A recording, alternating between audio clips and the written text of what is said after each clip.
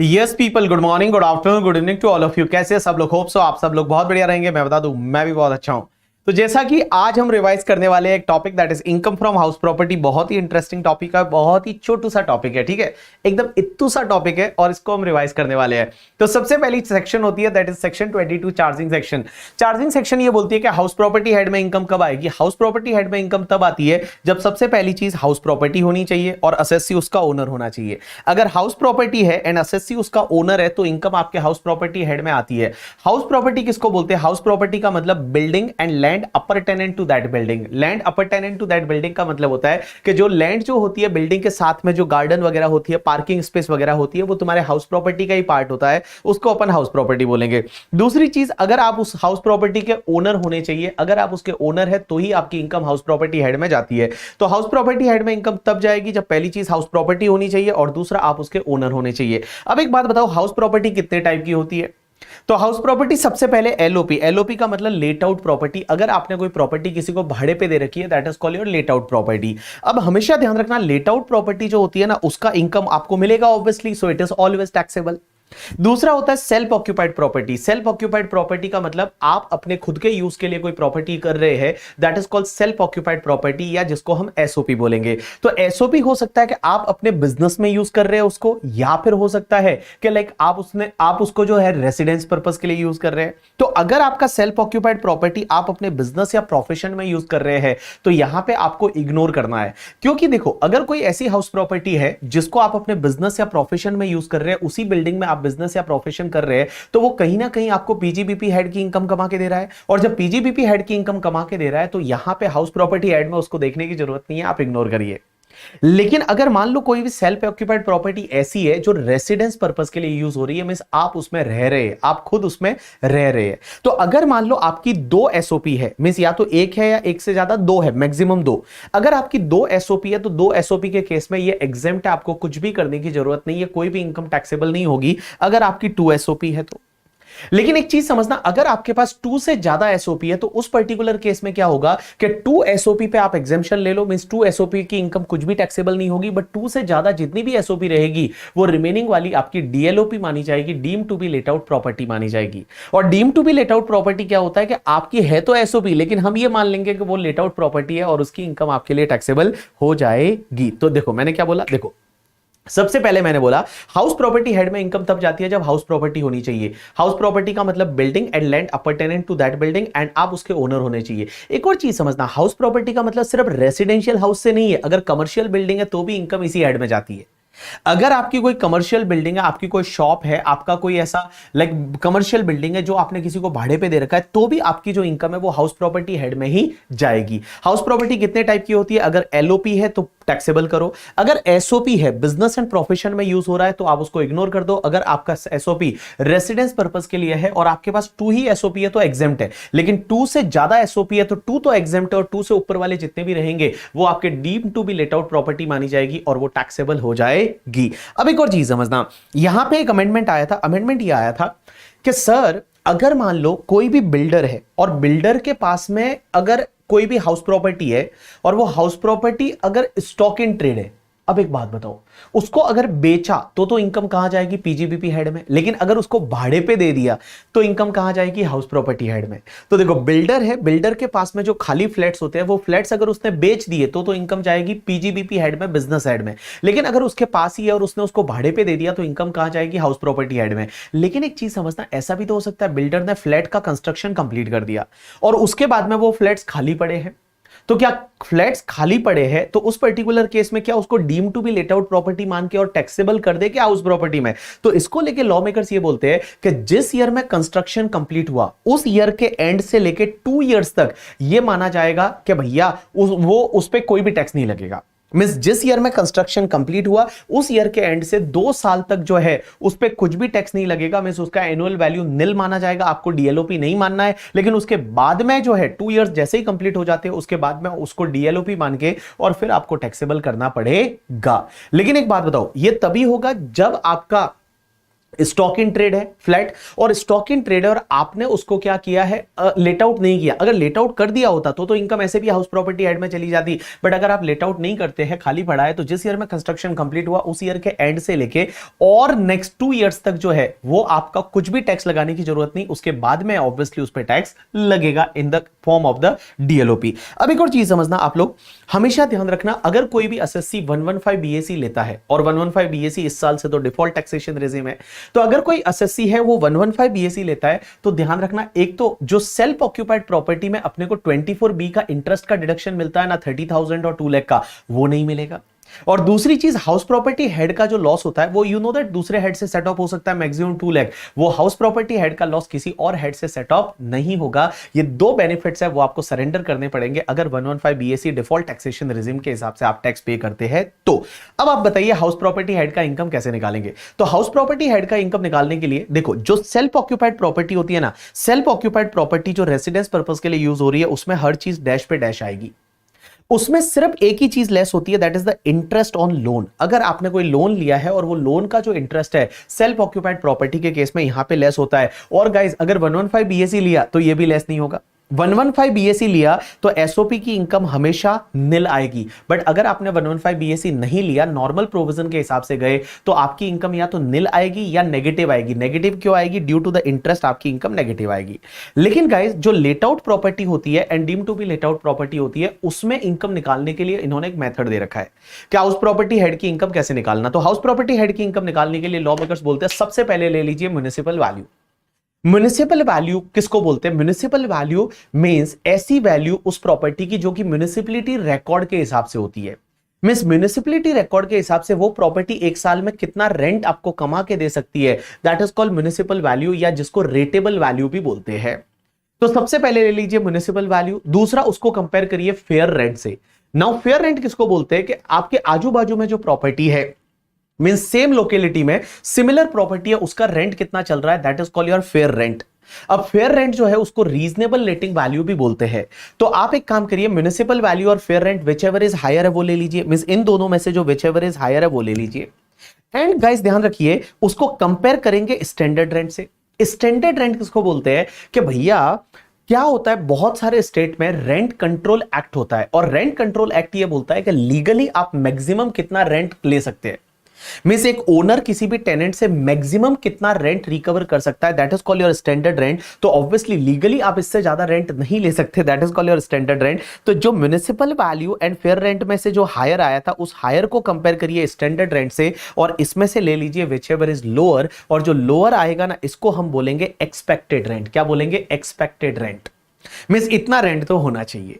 अब जो expected rent आता है ना, उसको हम कंपेयर करेंगे एक्चुअल रेंट से। किससे कंपेयर करेंगे? एक्चुअल रेंट से। और विच एवर इज हायर है उसको अपन बोलेंगे ग्रॉस एनुअल वैल्यू।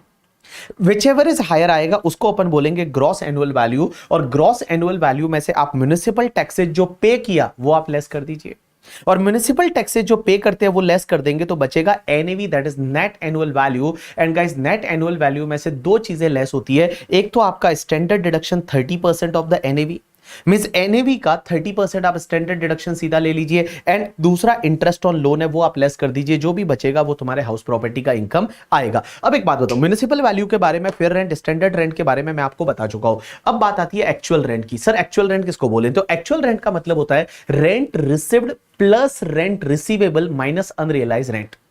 मींस जितना रेंट आपको रिसीव्ड हो गया वो लीजिए, प्लस रिसीवेबल कितना है, रिसीवेबल का मतलब आपको जो मिलना बाकी आउटस्टैंडिंग वो कितना है उसको ऐड करिए, और माइनस कर दीजिए अनरियलाइज रेंट। लेकिन एक चीज समझना, ये जो अनरियलाइज रेंट होता है ना, ये माइनस तभी होता है, अनरियलाइज रेंट है वो माइनस तभी होगा जब आपकी 4 कंडीशन सेटिस्फाइड होनी चाहिए अनरियलाइज रेंट की। मींस अनरियलाइज रेंट लेस तभी होता है जब आपकी 4 कंडीशन सेटिस्फाइड होनी चाहिए। 4 कंडीशन क्या क्या है? सबसे पहली कंडीशन कि आपकी जो टेनेंसी है वो बोनाफाइड है। टेनेंसी बोनाफाइड का मतलब टेनेंसी आपकी जेन्युइन टेनेंसी है, अग्रीमेंट वगैरह है। दूसरा, वो टेनेंट जिसने आपका पैसा खाया, अनरियलाइज रेंट का मतलब होता है बैड डेट्स ऑफ रेंट, जिसने आपका पैसा खाया उसको आपने घर से बाहर भगा दिया हो। तीसरा, वो टेनेंट आपका कोई दूसरा घर ऑक्यूपाइड करके नहीं बैठा हो। ऐसा नहीं होना चाहिए कि आपने इस घर से तो बाहर निकाल दिया और उसको किसी दूसरे घर में रखा है और वो दूसरा घर आपका ऑक्यूपाइड करके बैठा है, ऐसा नहीं होना चाहिए। एंड चौथी कंडीशन ये है कि आपने रीजनेबल स्टेप लिए हैं for recovery of the unrealised rent. अगर ये चारों कंडीशन सेटिस्फाइड होती है तो अनरियलाइज्ड रेंट आपका लेस हो जाएगा while computing the actual rent. तो एक्चुअल रेंट निकालते टाइम आपको क्या करना है, rent received plus rent receivable minus unrealise rent. But ये अनरियलाइज रेंट लेस तभी होगा जब चार कंडीशन आप रूल 4 की सेटिस्फाइड करते हो। टेनेंसी बोनाफाइड होनी चाहिए, उसको आपने बाहर भगा दिया है, वो दूसरा घर आपका ऑक्यूपाई नहीं कर रहा है, और आपने रीजनेबल स्टेप लिए है for recovery of the unrealise rent. अब एक बात समझना, जब अपन जीएबी निकाल देते हैं ग्रॉस एनुअल वैल्यू, उसमें से लेस करते हैं म्युनिसिपल टैक्सेस पेड। अब म्युनिसिपल टैक्सेस क्या होता है, म्युनिसिपल टैक्सेस मींस ऐसे टैक्सेस जो म्युनिसिपलिटी या लोकल अथॉरिटी या ग्राम पंचायत या कंटोनमेंट बोर्ड आपसे लेता है, taxes, that is called municipal taxes. इसको बहुत बार लोकल टैक्सेस भी बोलते हैं, हाउस टैक्सेस भी बोलते हैं, प्रॉपर्टी टैक्सेस भी बोलते हैं, सिवरेजेस टैक्स भी बोलते हैं। तो किसी भी टाइप का टैक्सेस अगर बोला हुआ है जो म्युनिसिपलिटी लोकल अथॉरिटी ले रही है, that is called municipal taxes. एक चीज समझना, ये म्युनिसिपल टैक्सेस है ना, ये अलाउ होता है बट ये पेमेंट बेसिस पे होता है। मींस जैसे फॉर एन एग्जांपल, इस साल का म्युनिसिपल टैक्सेस आपका 20,000 था, बट उसमें से आपने ओनली 10,000 पे किया, तो आपको 10,000 ही अलाउ हो जाएगा। इसका मतलब यह हुआ कि municipal taxes is allowed on payment basis. इसका मतलब पे किया तो अलाउ होगा, नहीं किया तो नहीं होगा, जब करोगे तब होगा। तो पे किया तो अलाउ होगा, नहीं किया तो नहीं होगा, जब करोगे तब होगा। आपने मान लो 5 साल का म्युनिसिपल टैक्स एक ही साथ इस साल में पे कर दिया, तो क्या पूरा इस साल में अलाउ हो जाएगा? बिल्कुल यस, इस साल में पूरा अलाउ हो जाएगा। एक और चीज समझना, म्युनिसिपल टैक्सेस है ना, वो सिर्फ ओनर ने पे किया ना तो ही अलाउ होगा। अगर टेनेंट ने पे किया तो अलाउ नहीं होगा। Means municipal taxes is allowed only if it is paid by the owner. If it is paid by the tenant then it is not allowed. Owner ने पे किया तो ही अलाउ होगा, tenant ने pay किया तो allow नहीं होगा। और बहुत बार म्युनिसिपल टैक्सेस है ना, वो आपको परसेंटेज फॉर्म में दे रखा होता है।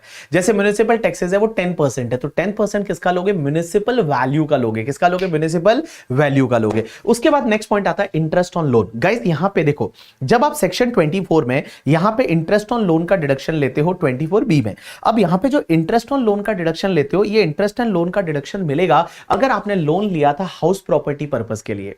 हाउस प्रॉपर्टी पर्पस का मतलब हाउस प्रॉपर्टी या तो परचेज करने के लिए, या कंस्ट्रक्ट करने के लिए, या फिर रिपेयर करने के लिए, या रेनोवेशन के लिए आपने लोन लिया था, तो उसका इंटरेस्ट आपको यहां पे अलाउ हो जाएगा। एक और चीज समझना, लोन किससे लेना है? क्या सिर्फ बैंक से लेना है? ना बाबा ना, आप लोन किसी से भी ले सकते हो। Loan can be taken from the bank, financial institution, friends, family, relative, किसी से भी लोन लोगे तो चलेगा, कोई फर्क नहीं पड़ता। एक और चीज समझना, लेकिन वो हाउस प्रॉपर्टी के लिए जो लोन लोगे ना, उसका इंटरेस्ट ड्यू बेसिस पे अलाउ होगा।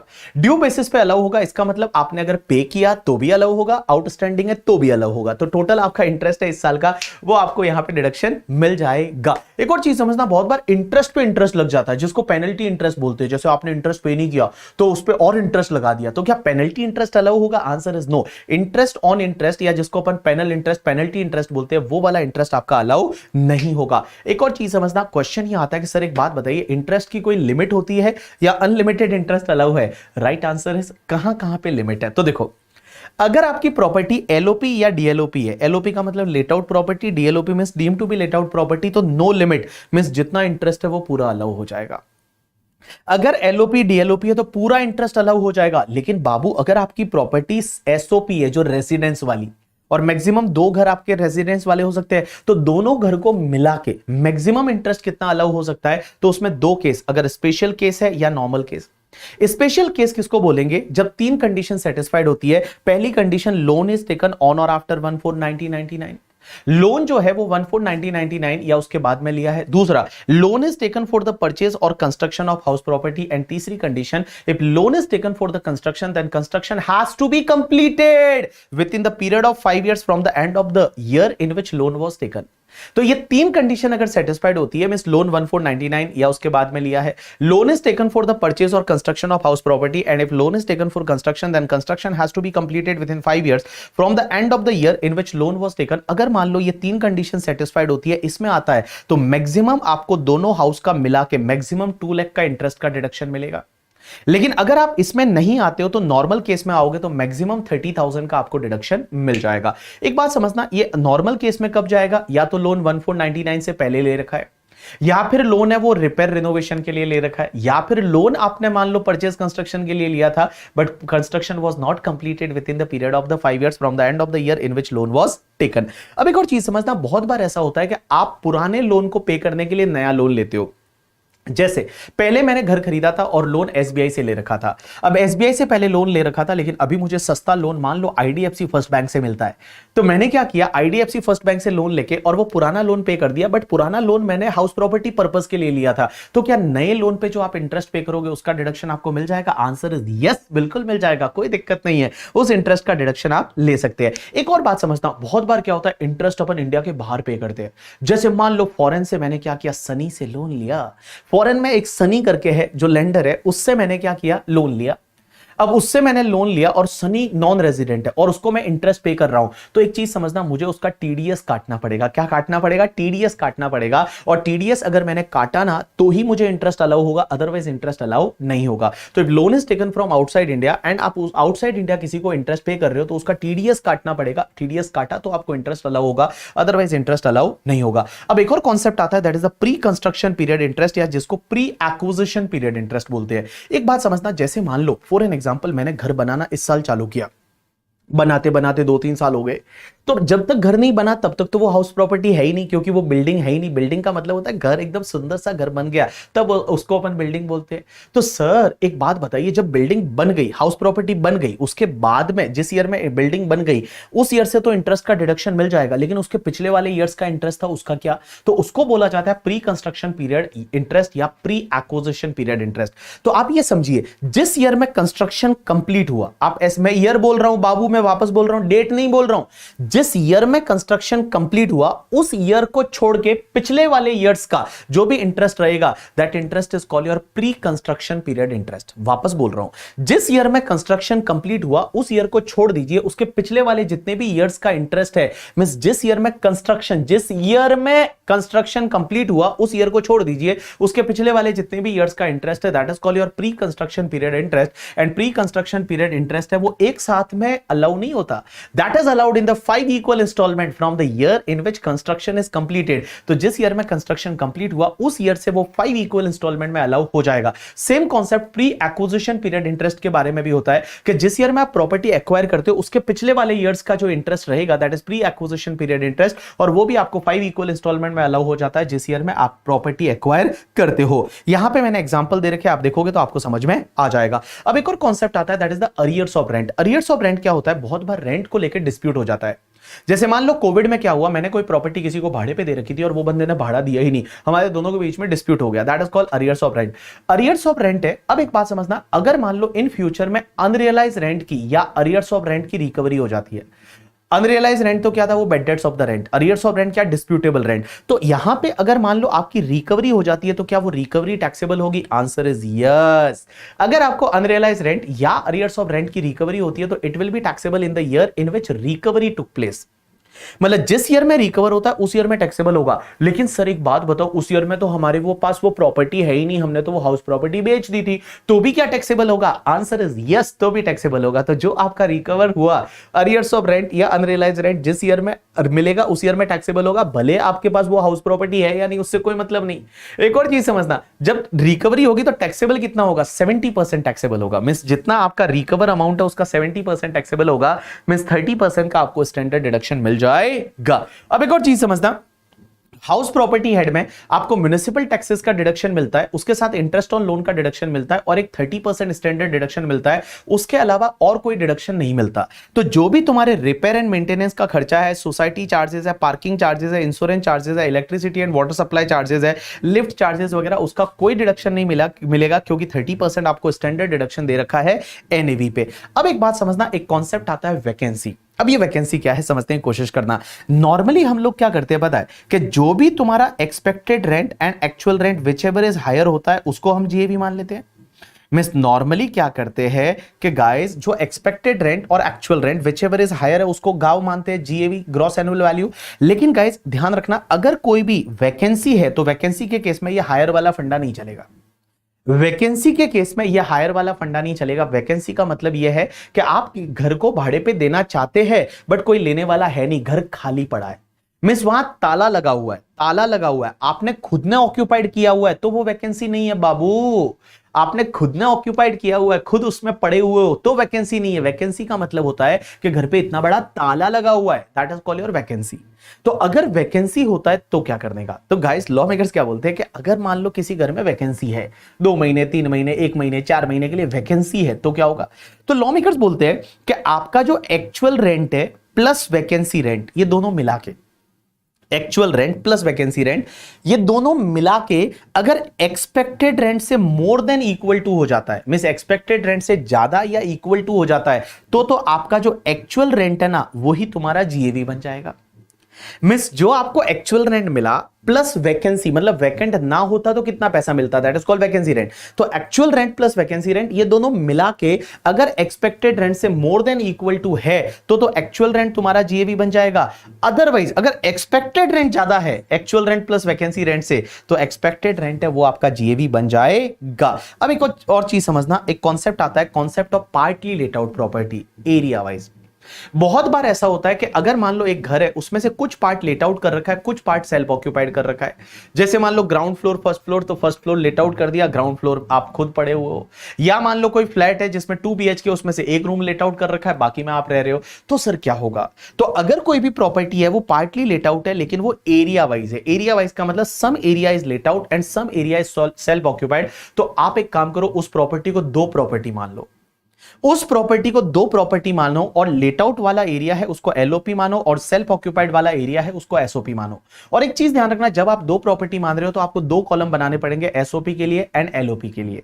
यहां पे एक और चीज समझना कि जो भी तुम्हारा म्युनिसिपल वैल्यू है, आपका फेयर रेंट है, स्टैंडर्ड रेंट है, म्युनिसिपल टैक्सेस है, इंटरेस्ट ऑन लोन है, उसको आप डिवाइड करोगे एलओपी और एसओपी में ऑन द एरिया बेसिस। लेकिन एक चीज ध्यान रखना, कभी भी आप एक्चुअल रेंट को डिवाइड नहीं करोगे, क्योंकि एक्चुअल रेंट जो हमेशा होगा ना वो हमेशा लेट आउट पोर्शन के लिए होगा। जो एक्चुअल रेंट होगा वो तो लेट आउट पोर्शन के लिए ही होगा ना, एसओपी के लिए थोड़ी एक्चुअल रेंट आएगा। तो एक्चुअल रेंट को आप डिवाइड नहीं करोगे, बाकी म्युनिसिपल वैल्यू है, उसके बाद फेयर रेंट है, स्टैंडर्ड रेंट है, म्युनिसिपल टैक्सेस है, इंटरेस्ट ऑन लोन है, उसको आप 2 पार्ट में डिवाइड करोगे, एलओपी और एसओपी। अब एक और चीज समझना, बहुत बार ऐसा होता है कि कोई प्रॉपर्टी टाइम वाइज अगर पार्टली लेट आउट है, तो टाइम वाइज का मतलब होता है कि कुछ टाइम के लिए लेट आउट है एंड कुछ टाइम के लिए सेल्फ ऑक्यूपाइड। जैसे मान लो 7 मंथ के लिए कोई प्रॉपर्टी लेट आउट है एंड बाकी वाले 5 मंथ के लिए सेल्फ ऑक्यूपाइड है, या फिर मान लो 5 मंथ के लिए लेट आउट है, बाकी टाइम के लिए सेल्फ ऑक्यूपाइड है, तो क्या होगा। लॉ मेकर्स बोलते हैं अगर कोई भी प्रॉपर्टी है ना वो एक दिन भी आपने लेट आउट कर दी तो वो तुम्हारी लेट आउट प्रॉपर्टी है, वो सेल्फ ऑक्यूपाइड नहीं है। मींस उसको पूरे साल के लिए लेट आउट ही मानेंगे, लेकिन ऑब्वियसली एक्चुअल रेंट उतने पीरियड का ही आएगा जितने पीरियड के लिए आपने लेट आउट किया है। तो एक चीज ध्यान रखना, अगर कोई प्रॉपर्टी है वो कुछ टाइम के लिए सेल्फ ऑक्यूपाइड है और कुछ टाइम के लिए लेट आउट है, तो उसको आपको लेट आउट प्रॉपर्टी ही मानना है। क्योंकि सेल्फ ऑक्यूपाइड प्रॉपर्टी किसको बोलते हैं, ऐसी प्रॉपर्टी जो थ्रू आउट द ईयर आप अपने रहने के लिए यूज करते हो, या फिर वो प्रॉपर्टी आप अपने रहने के लिए यूज ना कर पाए और खाली पड़ी है ड्यू टू दैट कि आपका ड्यूटी वगैरह कहीं और है, या आप जॉब कहीं और करते हो, बिजनेस कहीं और करते हो, और वो प्रॉपर्टी खाली पड़ी हुई है, तो उसको आप सेल्फ ऑक्यूपाइड प्रॉपर्टी मान सकते हो। अदरवाइज अगर किसी प्रॉपर्टी को एक भी दिन आपने लेट आउट कर दिया तो वो तुम्हारी लेट आउट प्रॉपर्टी बन जाएगी। एक और चीज समझना, अगर मान लो आपके पास 2 से ज्यादा एसओपी है तो क्या होगा। जैसे मान लो मेरे पास 3 घर है और तीनों में मैं खुद ही पड़ा हुआ हूं, तीनों में मैं खुद ही रहता हूं, मींस मोर देन 2 एसओपी है, तो उस पर्टिकुलर केस में क्या होगा, तो अगर मोर देन 2 एसओपी है तो उस पर्टिकुलर केस में क्या होगा कि आपको क्या करना पड़ेगा, 2 को एसओपी मानोगे और बाकी को डीएलओपी मानोगे। जैसे मान लो आपके पास 3 एसओपी है, तो आप क्या करोगे, आपको कैसे डिसाइड करना है इसमें से कौन सा एसओपी लेना है, कौन सा डीएलओपी लेना है। तो उस पर्टिकुलर केस में क्या होगा, आपको क्वेश्चन को 3 बार सॉल्व करना पड़ेगा। पहले 1 और 2 को एसओपी मानो, 3rd को डीएलओपी मानो, फिर एक काम करिए 1 और 3 को एसओपी मानो, 2 को डीएलओपी मानो, उसके बाद आपका 1 को डीएलओपी मानो, 2 एंड 3 को एसओपी मानो, और जिस ऑप्शन में आपका इनकम सबसे कम आता है वो वाला ऑप्शन आपको एक्सरसाइज करना है। जिस ऑप्शन में आपका इनकम सबसे कम आता है वो वाला ऑप्शन है वो आपको एक्सरसाइज करना है। अब एक और चीज समझना, जॉइंट ओनरशिप। जॉइंट ओनरशिप के केस में क्या होता है, बहुत बार कोई प्रॉपर्टी एक से ज्यादा ओनर होल्ड करते हैं, that is called joint ownership. तो जॉइंट ओनरशिप के केस में आप प्रॉपर्टी, हाउस प्रॉपर्टी का इनकम ऐसे कैलकुलेट करो जैसे नॉर्मली अपन करते हैं, मींस आप नॉर्मली जैसे कैलकुलेट करते हो वैसे ही हाउस प्रॉपर्टी का इनकम कैलकुलेट करो, और उसके बाद में जो भी इनकम आती है ना वो नंबर ऑफ ओनर्स में डिवाइड कर दो in their ownership ratio. Means जो उनका ओनरशिप रेशियो है वो ओनरशिप रेशियो में आप उस इनकम को डिवाइड कर दो। मींस जितने भी ओनर है नंबर ऑफ ओनर्स में आप उसको डिवाइड कर दो in their ownership ratio, ownership ratio में आप उसको डिवाइड कर दो। लेकिन इसमें एक चीज ध्यान रखना कि जब भी जॉइंट ओनरशिप का क्वेश्चन आता है ना, तो ये ध्यान रखना, अगर एलओपी डीएलओपी है तो उसमें तो इंटरेस्ट पूरा अलाउ होता है, लेकिन एसओपी के केस में जो इंटरेस्ट का लिमिट होता है ना, ये 30,000 और 2 लाख, ये ओनर वाइज मिलता है। तो अगर मान लो कोई प्रॉपर्टी ऐसी है जो सेल्फ ऑक्यूपाइड प्रॉपर्टी है और उसमें जॉइंट ओनरशिप है, तो उसमें क्या होगा, जो 2 लाख का डिडक्शन होता है ना, 2 लाख एंड 30,000 का, वो ओनर वाइज होता है। तो 2 ओनर है तो 60,000 एंड 4 लाख हो जाएगा, मींस दोनों को 30,000 2 लाख का डिडक्शन है वो मिल जाएगा। तो जॉइंट ओनरशिप के केस में अगर सेल्फ ऑक्यूपाइड प्रॉपर्टी है तो जो इंटरेस्ट 24B में मिलता है 30,000 2 लाख, वो आपके नंबर ऑफ ओनर वाइज मिलता है। तो जितने ज्यादा ओनर होंगे उतनों को ये इंटरेस्ट का डिडक्शन मिल जाएगा, बट ऑब्वियसली उन्होंने वो इंटरेस्ट पे किया है। तो next part is related to composite rent. Composite rent किसको बोलते हैं, जब किसी हाउस प्रॉपर्टी का एंड अदर असेट एमिनिटीज साथ में भाड़े पे दी जाती है। जैसे आपने देखा होगा फर्निश हाउस दे दिया, उसमें टीवी भी दे दिया, फ्रिज भी दे दिया, एसी भी दे दिया, पलंग भी दे दिया, बिस्तर भी दे दिया, बर्तन भी दे दिए, कपड़े भी दे दिए, सब भाड़े पे दे दिया करके एक साथ में। तो अगर हाउस प्रॉपर्टी के साथ में अदर असेट भी भाड़े पे दी जाती है, that is called your composite rent. तो उसमें क्या होगा, तो लॉ मेकर्स बोलते हैं आप एक काम करिए, पहले देखिए क्या अग्रीमेंट सेपरेबल है या नहीं। अग्रीमेंट जो है क्या सेपरेबल है या नहीं, मींस अग्रीमेंट में ऐसा लिखा हुआ है क्या हाउस प्रॉपर्टी का रेंट इतना है और अदर असेट का रेंट इतना है। अगर अग्रीमेंट सेपरेबल है तो हाउस प्रॉपर्टी का रेंट है वो तो हाउस प्रॉपर्टी में जाएगा, एंड अदर असेट का जो रेंट है वो अदर असेट का रेंट आपके आईएफओएस या पीजीबीपी हेड में जाएगा, नॉर्मली अदर सोर्सेज में जाएगा, बट मान लो अदर असेट रेंट पे देने का ही आपका बिजनेस है तो वो पीजीबीपी में जा सकता है। लेकिन मान लो अग्रीमेंट सेपरेबल है ही नहीं, जैसे आप होटल में रहने गए, एक बात बताओ, होटल में जब आप रहने जाते हो तो रूम भी मिलता है, रूम के साथ में अदर असेट भी मिलती है, वहां पे अग्रीमेंट सेपरेबल नहीं है, तो उस पर्टिकुलर केस में होटल वाले का पूरा इनकम आइदर आईएफओएस या पीजीबीपी हेड में टैक्सेबल होता है। एक और चीज समझना, बहुत बार लोग क्या करते हैं पता है, कि होटल वाले या पीजी वाले उन्होंने क्या किया कि प्रॉपर्टी भाड़े पे दे दी और उन्होंने अग्रीमेंट सेपरेबल बना दिया, लेकिन एक बात बताऊं, उसको लेट आउट करना बिना असेट के पॉसिबल ही नहीं था। Means house property is not feasible to let out without other asset, other asset के बिना लेट आउट करना पॉसिबल ही नहीं था, बट तो भी उन्होंने अग्रीमेंट सेपरेबल कर दिया। तो लॉ मेकर्स बोलते हैं आपका पूरा इनकम पीजीबीपी या अदर सोर्सेज में जाएगा, भले आप अग्रीमेंट सेपरेबल करो या ना करो, कोई फर्क नहीं पड़ता। एक सेक्शन आती है 27 क्या बोलती है, आपकी डीम्ड ओनर। डीम्ड ओनर का मतलब क्या होता है कि आप रजिस्टर्ड ओनर नहीं हो, लेकिन तो भी आप रजिस्टर्ड ओनर नहीं हो तो भी आप उसके ओनर मान लिए जाओगे। कौन कौन से केसेस में, सबसे पहला, अगर कोई इंडिविजुअल है वो अपनी स्पाउस को मींस अपने पति पत्नी को या पत्नी पति को करके, ठीक है, अपने स्पाउस को अगर आप कोई भी हाउस प्रॉपर्टी गिफ्ट दे देते हो या लो कंसिडरेशन से दे देते हो करके, ठीक है, तो भले उसके रजिस्टर्ड ओनर आपका स्पाउस है, बट तो भी आप उसके डीम्ड ओनर माने जाओगे और प्रॉपर्टी से जो इनकम होगी वो आप ही के हाथ में टैक्सेबल हो जाएगी। लेकिन इसका एक एक्सेप्शन है कि अगर मान लो आप ट्रांसफर करते हो in the agreement of leave apart. Agreement of leave apart का मतलब क्या होता है कि भाई आपका डाइवोर्स नहीं हुआ, लेकिन आपकी बीवी अलग रहती है, आप अलग रहते हो और आपने कोई हाउस प्रॉपर्टी गिफ्ट कर दी, तो फिर आप डीम्ड ओनर नहीं माने जाओगे। एक और चीज समझना, आप अगर अपने माइनर चाइल्ड को कोई हाउस प्रॉपर्टी गिफ्ट कर देते हो या लो कंसिडरेशन से दे देते हो, तो माइनर चाइल्ड के केस में आप जो है वो उसके डीम्ड ओनर माने जाओगे। लेकिन इसका एक एक्सेप्शन है, minor married daughter. Minor married daughter में बालिका वधू को अगर आपने कोई भी हाउस प्रॉपर्टी गिफ्ट कर दी तो उस पर्टिकुलर केस में वो बालिका वधू है वो ही उसकी ओनर मानी जाएगी, आप उसके ओनर नहीं माने जाओगे। अब एक और चीज समझना, जो कोऑपरेटिव सोसाइटीज रहती है, तो कोऑपरेटिव सोसाइटीज के केस में क्या होता है कि लाइक बहुत बार पूरी बिल्डिंग की जो ओनर होती है वो तो कोऑपरेटिव सोसाइटी होती है, जैसे गोकुलधाम सोसाइटी, बट जो इसमें जो लोग हैं जैसे जेठालाल है करके, ठीक है, जेठालाल है, उसके बाद अय्यर है, उसके बाद तारक है, ये लोग क्या होते हैं उस सोसाइटी के शेयर होल्डर होते हैं। तो ये शेयर होल्डर को हम उस फ्लैट का डीम्ड ओनर मानेंगे। क्या मानेंगे, डीम्ड ओनर मानेंगे। और एक होता है होल्डर ऑफ इम्पार्शियबल एसेट स्टेट। ये इम्पार्शियबल स्टेट क्या होता है कि बहुत बार अगर ऐसी कोई प्रॉपर्टी है जिसका पार्टीशन पॉसिबल नहीं है, तो जो उसका मेन होल्डर रहेगा ना वो उसका डीम्ड ओनर माना जाएगा और उसके हाथ में इनकम टैक्सेबल हो जाएगी। बाकी वाला जो ये अमेंडमेंट है ये मैं ऑलरेडी आपको बता चुका हूं कि 2 एसओपी का आप बेनिफिट ले सकते हो। और एसओपी किसको बोलते हैं, या तो आप थ्रू आउट द ईयर अपने रेजिडेंस पर्पस के लिए यूज करते हो, या फिर आप उसमें रह नहीं पाते हो ड्यू टू आपका जॉब कहीं पे और है, बिजनेस कहीं और है, प्रोफेशन कहीं और है,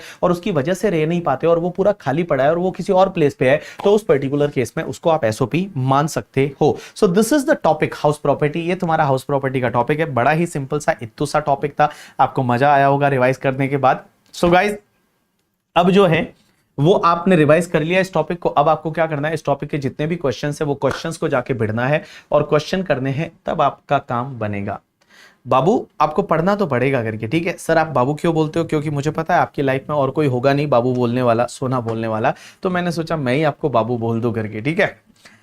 तो बाबू, पहली चीज तो यह है कि देखो आपकी उम्र ऐसी है जहां ये बाबू सोना वाला टाइम है नहीं।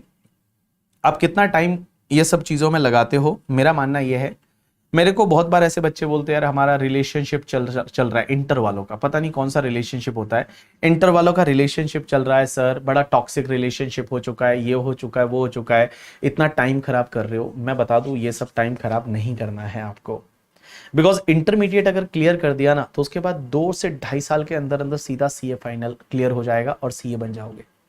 और इंटर क्लियर नहीं किया ना तो सीए में एंट्री भी नहीं हुई। आप सोच रहे हो फाउंडेशन से एंट्री हो जाती है, ना बाबू ना, वो सब गलत है। एंट्री होती है जब आप इंटरमीडिएट क्लियर कर लेते हो, क्योंकि फाइनल क्लियर हो जाता है। फाइनल क्यों क्लियर हो जाता है आराम से? क्योंकि 2 साल का टाइम है आपके पास में, 6 ही सब्जेक्ट है आपके पास में, बाकी तो सेल्फ पेस मॉड्यूल में कुछ डाले हुए तो 6 ही सब्जेक्ट है। और बेटा 2 साल का आपके पास आर्टिकलशिप का टाइम है, और आर्टिकलशिप अगर आप एक बार कर लेते हो ना, बहुत सारे लोग ऐसे होते हैं जिनका फाइनल नहीं हुआ बट उन्होंने अगर आर्टिकलशिप कर ली तो भैया कम से कम 40-50 हजार तो वो जिंदगी में कमा ही लेते हैं आराम से। तो आप ये समझिए कि इंटरमीडिएट क्लियर करोगे ना तब आपकी सीए में एंट्री है, और वो एंट्री अगर पाना है ना तो इंटरमीडिएट क्लियर करना पड़ेगा। और मैं बता दूं, देखो पहला अटेम्प्ट दूसरा अटेम्प्ट जो होता है वो गोल्डन अटेम्प्ट होता है लाइफ में, उसके बाद के अटेम्प्ट जो है तो दिक्कत है, ठीक है। तो भैया अगर आपका पहला अटेम्प्ट है दूसरा अटेम्प्ट है, फटाफट इसमें क्लियर करके और आगे बढ़िए। बिकॉज क्या होता है ना, जब यहां तक आप आ ही चुके हो तो देन गिव योर 100% यार, ठीक है। बाकी सब चीजें जो है वो हो जाएगी, शादी किससे होगी, क्या होगी, लड़का अच्छा मिलेगा, लड़की अच्छी मिलेगी, वो डोंट वरी, सब अच्छा मिलने वाला है। आपने अगर अच्छे से पढ़ाई कर ली, सीए बन गए, तो अच्छे से अच्छा लड़का मिलेगा, अच्छे से अच्छी लड़की मिलेगी। और अगर नहीं बने तो जो आपको जो जिस पे क्रश है, जिससे आप बात करते हो, वो भी छोड़ के चली जाएगी, मैं बता दूं करके, ठीक है। ये टेम्पररी है सब, लाइफ में चेंज इज परमानेंट, बाकी सब चीजें टेम्पररी है। और चेंज तभी होगी अपनी लाइफ में जब आप फटाफट सीए बनोगे। So guys, thanks a lot people, आज के लिए इतना बहुत है। अब मिलते हैं अगले रिवीजन लेक्चर में जिसमें हम रिवाइज करेंगे आई थिंक पीजीबीपी, यस।